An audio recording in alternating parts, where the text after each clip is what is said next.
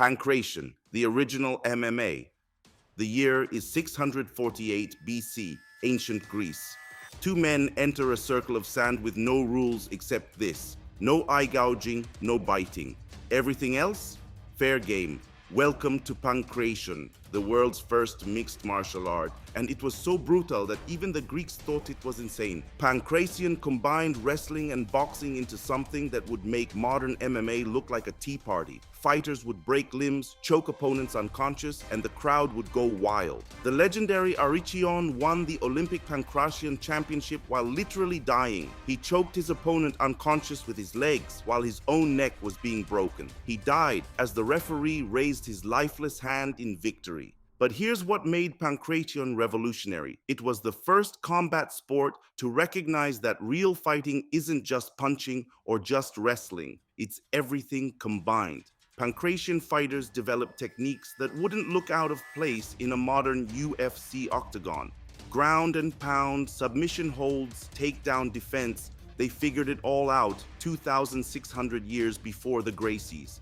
The training was insane. Pancrationists would practice on sand to build leg strength, use heavy bags made of animal hide filled with grain, and spar with minimal protection. They understood that you can't simulate real combat without real consequences. When Dioxippus, the greatest pancratiast of his era, challenged Alexander the Great's best soldier to single combat and won using only his bare hands against a fully armed warrior, he proved that technique and conditioning could overcome weapons and armor. This wasn't just fighting, this was the blueprint for everything that came after. Every time you see someone like Khabib Nurmagomedov transition from wrestling to ground and pound, you're watching 2,600 years of evolution from those ancient Greek warriors. But if you think ancient Greece was hardcore, wait until you see what the Shaolin monks were cooking up in the mountains of China. Kung Fu, the philosophy of violence.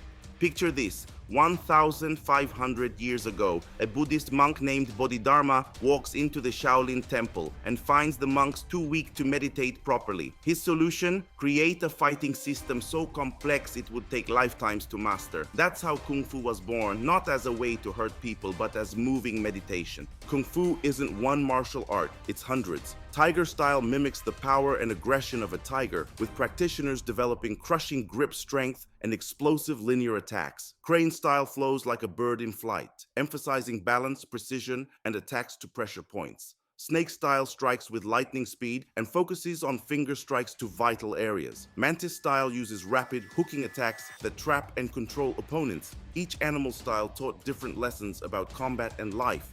The internal styles like Tai Chi and Xing Yi focus on developing internal energy or Qi through slow meditative movements that hide devastating combat applications. The external styles like Shaolin emphasize physical conditioning that borders on superhuman. Monks who could take full power strikes to the body without flinching, who could break stones with their bare hands, who could fight for hours without tiring. Speaking of testing techniques under pressure, let's talk about the art that literally means the way of the empty hand. Karate, the disciplined destroyer.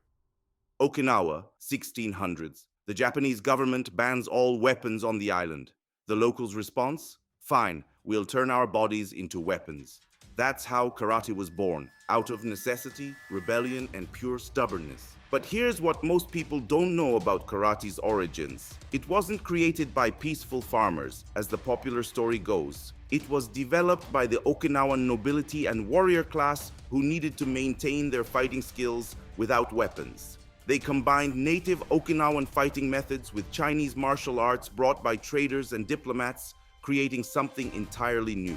Traditional karate is all about explosive power generated from the ground up. That famous one-inch punch isn't magic, it's physics. The power starts in the feet, travels through the legs, gets amplified by hip rotation, and explodes through the fist. When done correctly, a karate punch can generate more force per square inch than a baseball bat. Fighters like Lyoto Machida and Stephen Thompson proved that karate's linear strikes and elusive footwork can dominate even elite MMA competition. Machida's knockout of Rashad Evans wasn't just a lucky punch. It was the culmination of decades of karate training, perfect distance management, and split-second timing. Thompson's ability to stay just outside his opponent's range while landing devastating counters comes directly from his American kickboxing background, which itself evolved from traditional karate. But if karate is about explosive power, our next martial art is about something completely different,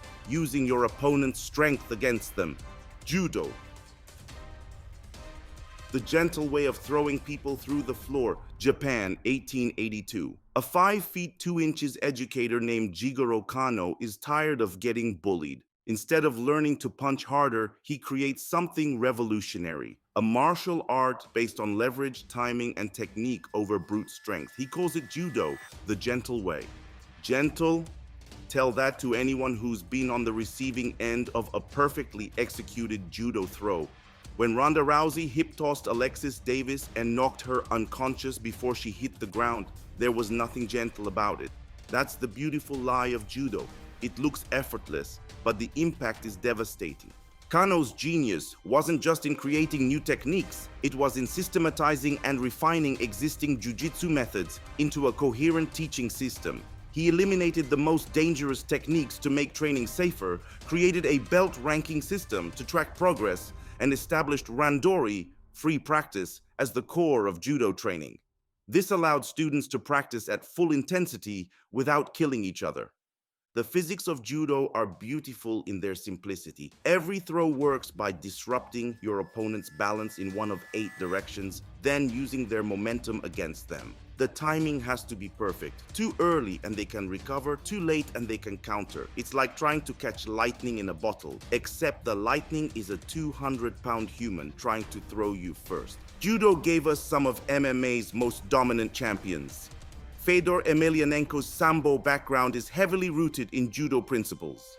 His ability to throw heavyweight fighters like they were children came from decades of perfecting hip tosses and foot sweeps. Caro Parisian made welterweights look like amateurs with his throws, often slamming opponents so hard they were stunned before the ground fighting even began. And let's not forget Yoshihiro Akiyama Sexyama, who could slam heavyweight fighters like they were training dummies. His judo background gave him such superior balance and leverage that even when opponents knew the throw was coming, they couldn't stop it. But while judo was perfecting the art of the throw, Brazilian innovators were about to revolutionize what happens after you hit the ground. Brazilian Jiu-Jitsu, the chess match on the ground. Brazil, 1925. A small Japanese man named Mitsuyo Maeda teaches the Gracie family a modified version of Japanese Jiu-Jitsu and Judo. The Gracies take this knowledge, adapt it for their smaller frames and Brazilian fighting culture, and create something that would change fighting forever, Brazilian Jiu-Jitsu. But here's the real story. Maeda wasn't just any instructor. He was one of the greatest fighters of his era, a man who had traveled the world, challenging fighters of every style and rarely lost. He taught the Gracies not just techniques, but the mindset of constant testing and refinement that would become BJJ's greatest strength. BJJ is human chess played at maximum intensity. Every position has counters, every submission has escapes, and every movement sets up 3 different attacks. When Royce Gracie choked out men twice his size in the early UFCs, he wasn't just winning fights, he was proving that technique could overcome size, strength, and aggression. The beauty of BJJ is in its problem-solving nature. Unlike striking arts where you might get one chance to land the perfect technique, BJJ gives you multiple opportunities to work toward a submission. Miss the armbar, transition to a triangle. Opponent defends the triangle, switch to an omoplata. It's a constant flow of attack, defense, and counterattack. Fighters like Demian Maia turn the ground game into an art form. His ability to take elite welterweights down and submit them looked effortless, but it was the result of decades of perfecting the smallest details. The way he controlled wrists, the angle of his hips during a takedown, the timing of his transitions, every movement was calculated and purposeful. However, while BJJ masters were perfecting the ground game, fighters in Thailand were turning their entire bodies into weapons. Muay Thai, the art of 8 limbs. Thailand, 16th century. Siamese warriors develop a fighting system using fists, elbows, knees, and shins. They call it the art of 8 limbs, and it's designed for one purpose: to destroy enemies in close combat when weapons are lost or broken. The history of Muay Thai is inseparable from Thai culture itself. Warriors would wrap their hands in hemp rope, sometimes dipped in glue and rolled in glass, creating weapons that could cut opponents to ribbons.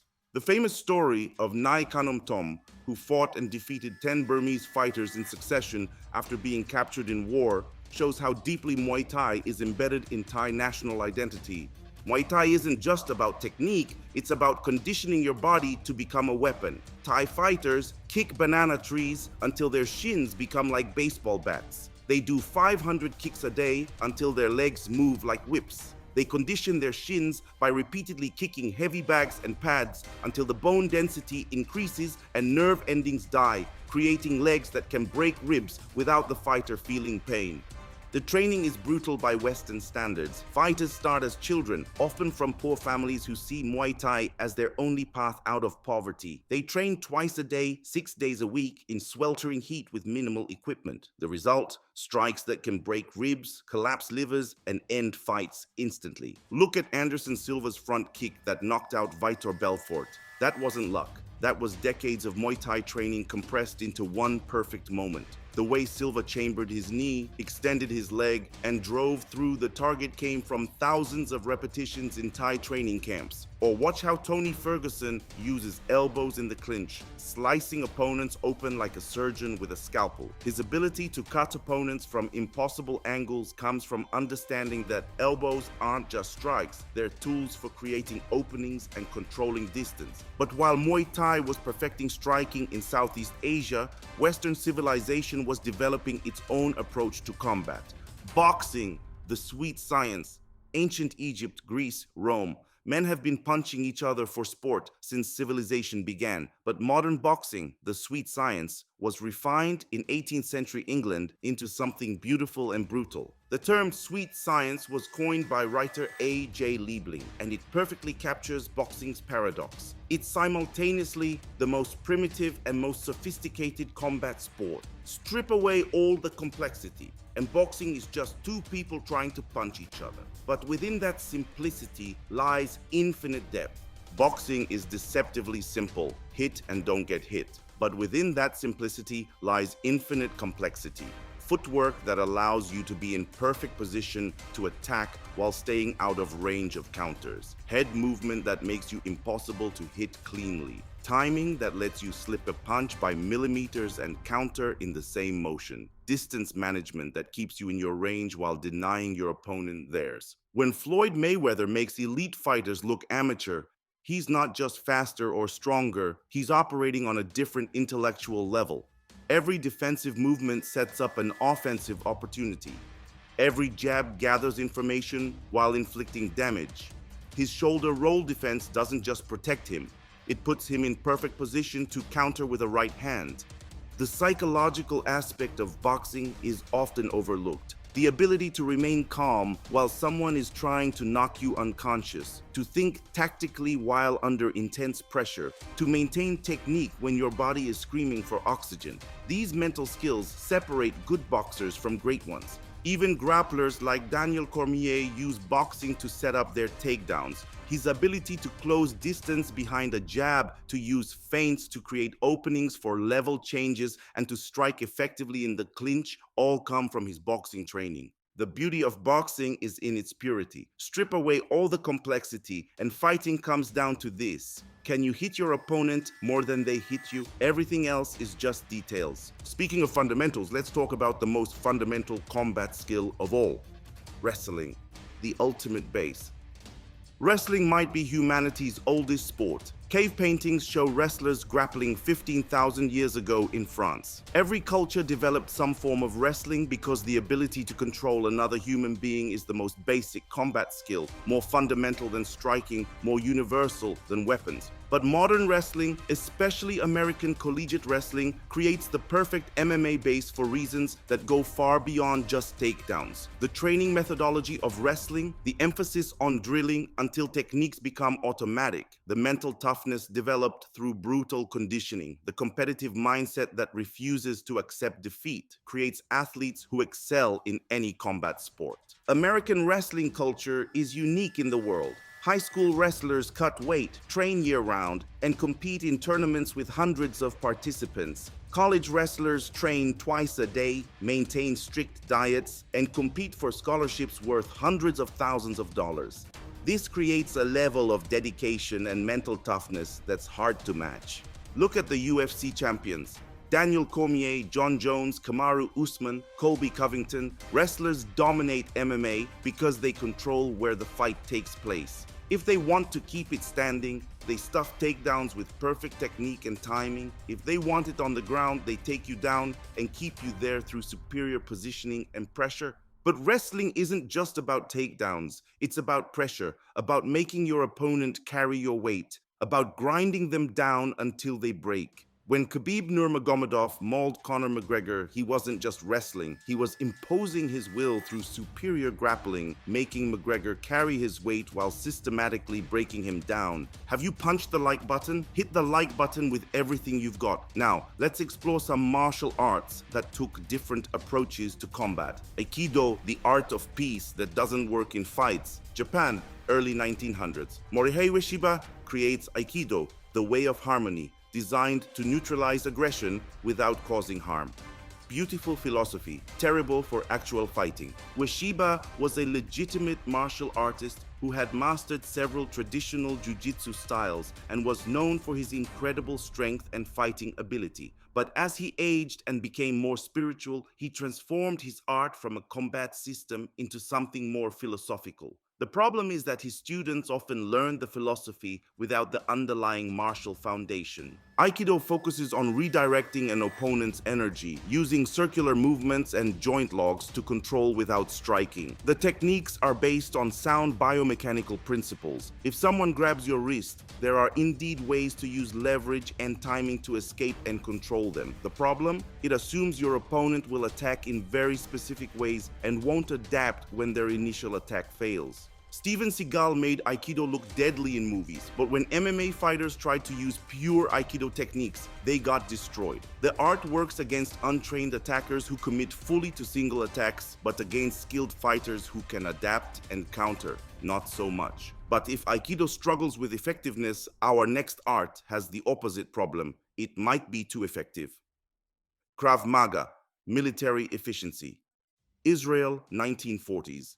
Imi Lichtenfeld develops a fighting system for the Israeli military based on one principle: end the threat as quickly as possible by any means necessary.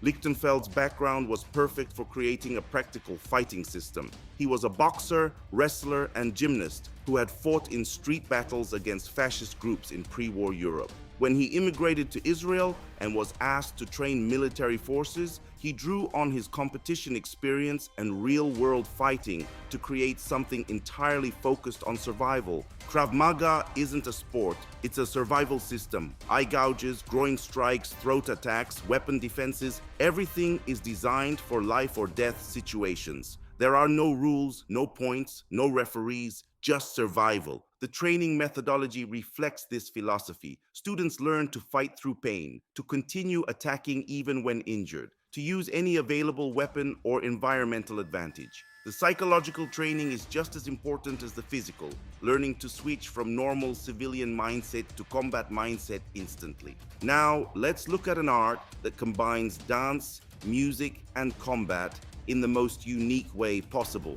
Capoeira, fighting disguised as dance. Brazil, 1500s. African slaves are forbidden from practicing martial arts, so they disguise their combat training as dance and music. The result is capoeira, one of the most beautiful and deceptive martial arts ever created. The history of capoeira is inseparable from the history of slavery in Brazil. Enslaved Africans brought their fighting traditions with them, but had to hide them from their captors. By adding music, rhythm, and acrobatic movements, they created something that looked like cultural expression, but was actually combat training. Capoeira fighters, called capoeiristas, move in constant motion, using acrobatic kicks, sweeps, and dodges, while musicians play traditional songs on berimbau, atabaque, and pandeiro. It looks like performance art, but those spinning kicks can knock you unconscious, and those sweeps can send you crashing to the ground. The ginga, capoeira's basic movement, keeps fighters in constant motion while maintaining perfect balance and readiness to attack or defend. Every movement flows into the next, creating a hypnotic rhythm that can lull opponents into complacency before explosive attacks. But while Capoeira was hiding combat in plain sight, Russian military forces were developing something much more direct: Sambo, Soviet combat science. Soviet Union, 1920s. The Red Army needs a hand-to-hand combat system that combines the best techniques from around the world. They study wrestling, judo, boxing, and native fighting styles from across the Soviet Empire, then create Sambo, self-defense without weapons. The development of Sambo was a massive undertaking that involved analyzing thousands of techniques from dozens of martial arts.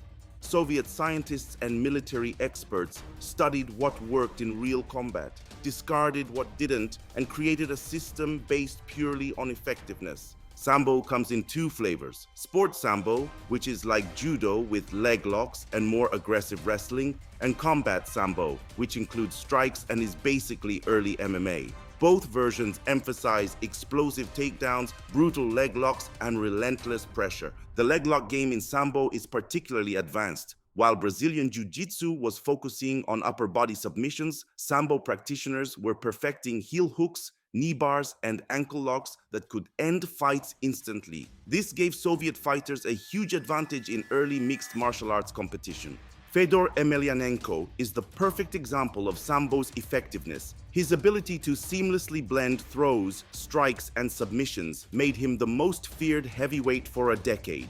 His throws looked effortless but generated tremendous impact. His ground and pound was devastating but always set up submission attempts. His submissions were technically perfect and impossible to escape once locked in. Khabib Nurmagomedov's ground control and pressure come directly from his Sambo background. His ability to take opponents down and keep them there, to advance position while avoiding submission attempts, to systematically break opponents down through pressure and control. All pure Sambo. Speaking of completeness, let's talk about the art that's trying to be the ultimate martial art: mixed martial arts, the evolution, Brazil, 1993. The Gracie family creates the Ultimate Fighting Championship to prove that Brazilian Jiu-Jitsu is the most effective martial art. Instead, they accidentally create something bigger: the laboratory that would evolve all martial arts.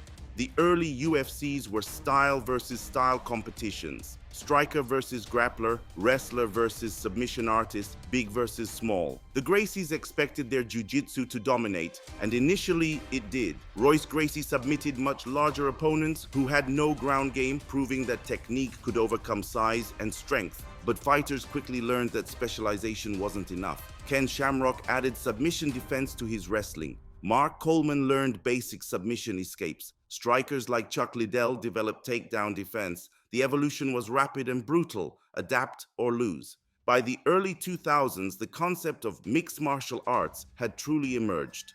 Fighters weren't representatives of single styles anymore.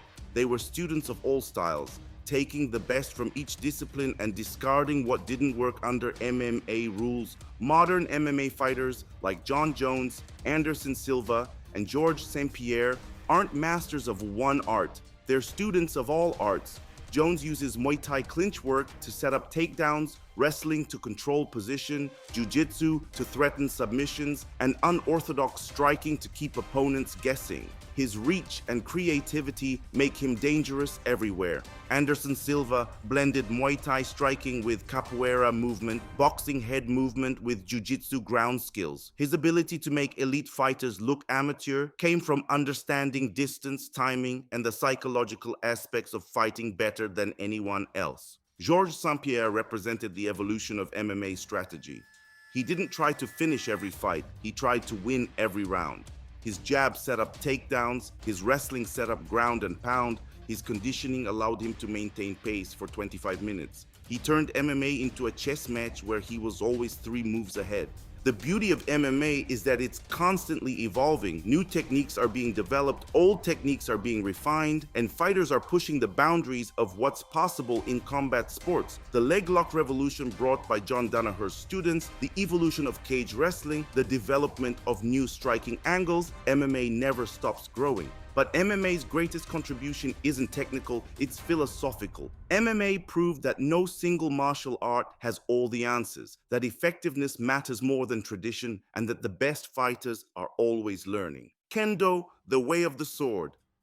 Japan, 18th century. Samurai warriors needed a way to practice sword fighting without killing each other in training. Enter Kendo, the way of the sword, where fighters use bamboo swords and protective armor to simulate deadly combat. The development of Kendo was crucial for maintaining samurai fighting skills during peacetime. Real sword fighting was too dangerous for regular practice, but without practice, skills would deteriorate. Kendo provided a way to train at full intensity while minimizing the risk of death or serious injury. Kendo teaches distance management better than almost any other martial art. Practitioners learn to fight at the exact range where they can strike but their opponent cannot. The concept of ma'ai, proper distance, becomes instinctive through thousands of hours of practice. But while Japanese warriors were perfecting sword techniques, Filipino fighters were developing something even more practical.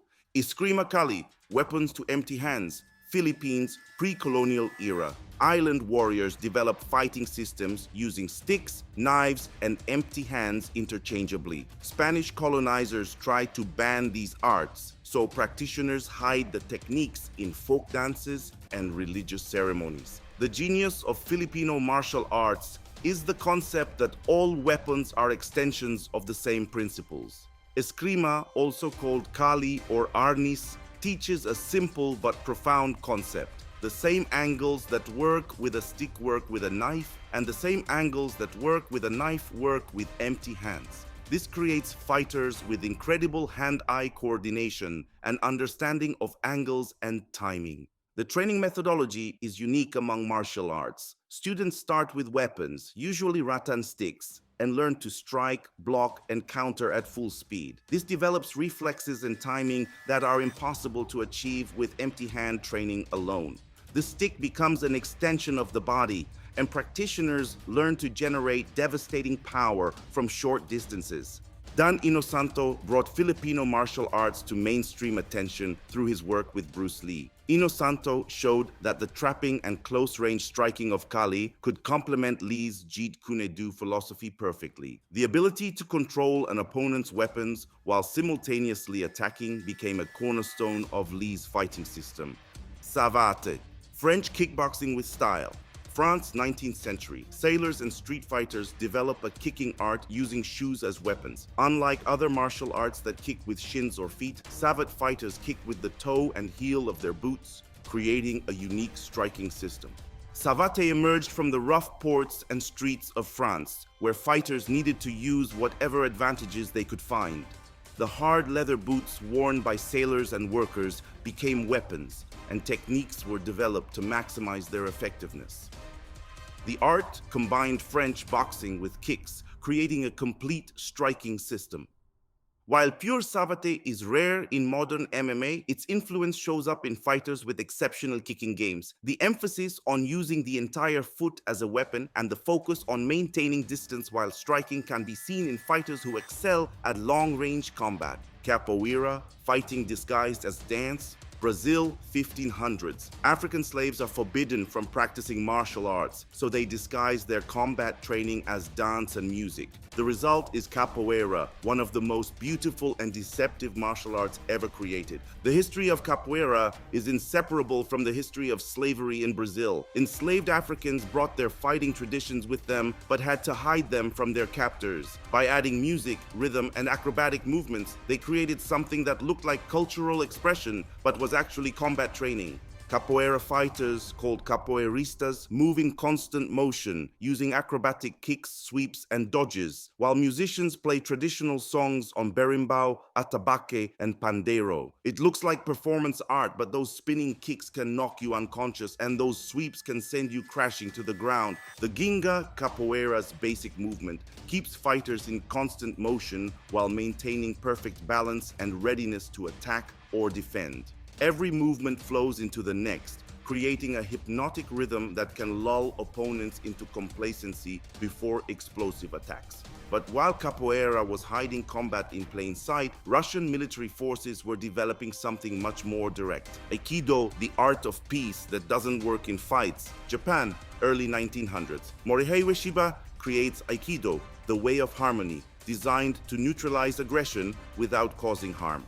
Beautiful philosophy, terrible for actual fighting. Ueshiba was a legitimate martial artist who had mastered several traditional Jiu-Jitsu styles and was known for his incredible strength and fighting ability. But as he aged and became more spiritual, he transformed his art from a combat system into something more philosophical. The problem is that his students often learn the philosophy without the underlying martial foundation. Aikido focuses on redirecting an opponent's energy, using circular movements and joint locks to control without striking. The techniques are based on sound biomechanical principles. If someone grabs your wrist, there are indeed ways to use leverage and timing to escape and control them. The problem? It assumes your opponent will attack in very specific ways and won't adapt when their initial attack fails. Steven Seagal made Aikido look deadly in movies, but when MMA fighters tried to use pure Aikido techniques, they got destroyed. The art works against untrained attackers who commit fully to single attacks, but against skilled fighters who can adapt and counter.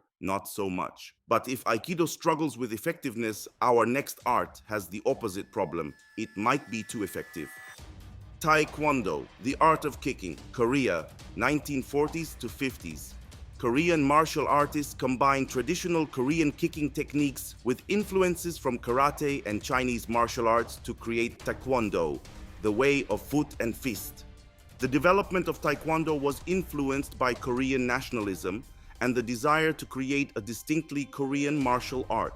While it borrowed heavily from karate, Korean practitioners emphasized kicking techniques that reflected their cultural preferences and physical attributes. Taekwondo is famous for its spectacular high kicks, jumping techniques, and emphasis on flexibility and speed. Olympic Taekwondo focuses on point-scoring kicks to the body and head, creating fighters with incredible leg speed and accuracy. The training develops exceptional flexibility and leg strength. Taekwondo practitioners can kick to head height with either leg, maintain perfect balance while kicking, and generate tremendous power through hip rotation and leg extension. In MMA, traditional Taekwondo often struggles because it emphasizes kicks over punches and doesn't include much close-range fighting or groundwork. However, fighters with Taekwondo backgrounds often have exceptional kicking games and unusual angles of attack. Anthony Pettis' Showtime kick off the cage wall came from his Taekwondo background.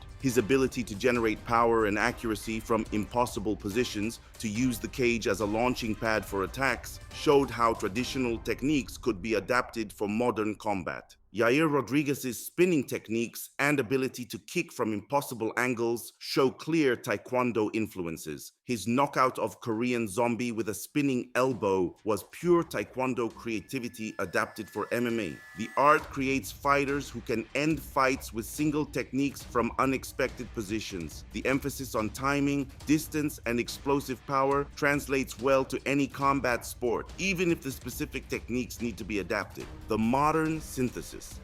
Today's elite fighters don't practice martial arts, they practice martial art, singular. The boundaries between disciplines have blurred as fighters take the best from every system and discard what doesn't work under pressure. Israel Adesanya combines kickboxing precision with Taekwondo creativity and boxing footwork. His ability to switch stances, attack from multiple angles, and maintain perfect distance comes from understanding that every martial art has something to offer. Khabib Nurmagomedov blended wrestling control with the Sambo submissions and Judo throws. His ground game wasn't purely one art, it was the synthesis of everything that worked for controlling and submitting opponents.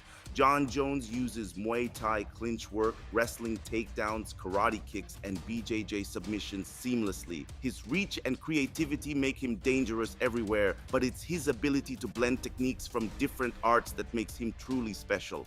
The future of martial arts isn't about perfecting ancient techniques. It's about constant evolution, adaptation, and the willingness to learn from every source. Every martial art has something to offer, but none has everything. The final lesson. So there you have it. 4,000 years of human combat evolution compressed into 23 minutes. From ancient Greek Pancration to modern MMA, every art has contributed something to our understanding of fighting. Which martial art surprised you the most? Which one do you think would dominate in a street fight? Which techniques from these traditional arts do you see in modern MMA? Drop your thoughts in the comments below. Until next time, keep training, keep learning, and remember, the best martial art is the one you're willing to dedicate your life to mastering.